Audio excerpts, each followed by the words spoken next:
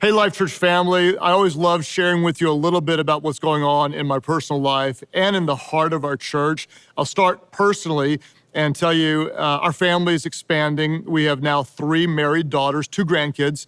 And I was talking to our mentor a few years back, asking how do we keep the family close together? And this mentor suggested something that was really helpful to his family. He said, if you can take one time a year, preferably the same time, and get away with the family and just invest in them, you'll create memories that will pay dividends for years to come. And so that's what we did recently. We took a week at the beach, had all 3 married daughters with the son-in-laws, 2 grandkids, and piled into a house. And it was one of the most rewarding, rich spiritual times. It's hard to describe just the way we felt like we were building a spiritual legacy. If you come across a time in your life like that, maybe you can go away, maybe you can't. I would just encourage you, get everybody you can underneath a roof if you can. You may camp out in the living room or in the backyard, but creating those special moments, those memories, it really does build a spiritual legacy that pays dividends for years to come.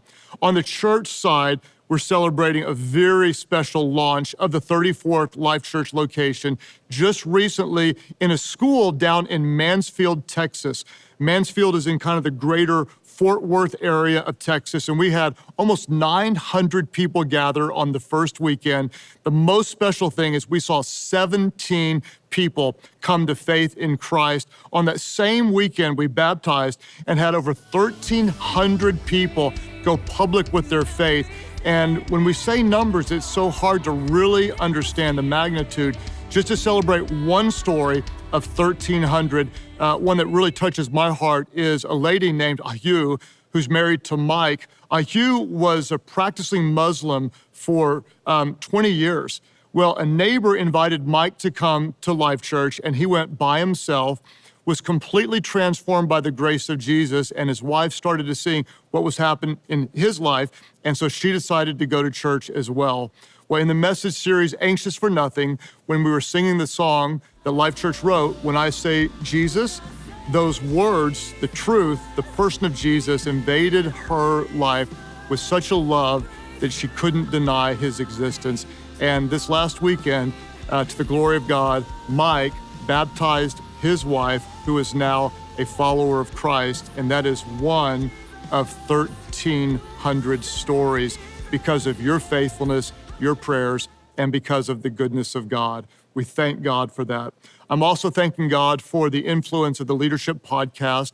If you haven't listened or watched, we're excited that in the last 30 days, we had over 2 million plays of the Leadership Podcast. We're releasing new one in November and new one in December. We're talking all about middle management. Many of you have someone over you and you have someone under you. This month, we're talking about building from the middle. And then next month, we're talking about leading from the middle. This is a great tool you can use to invite people.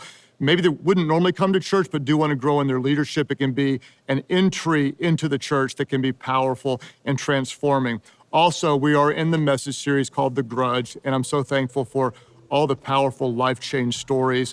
The final 2, I think, are probably my favorite 2. We're going to talk about forgiving yourself. What do you do when you really believe maybe God has forgiven you, but you just can't let go of the guilt and the shame of the past? And I think my favorite of all of them is forgiving God.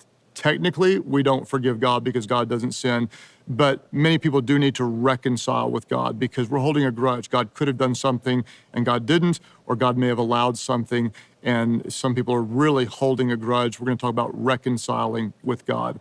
What I want to say to you is your faith matters, your prayers matter, your giving matters, your serving matters, your invitations matter. What you do truly matters. God is using you to lead people to become fully devoted followers of Christ.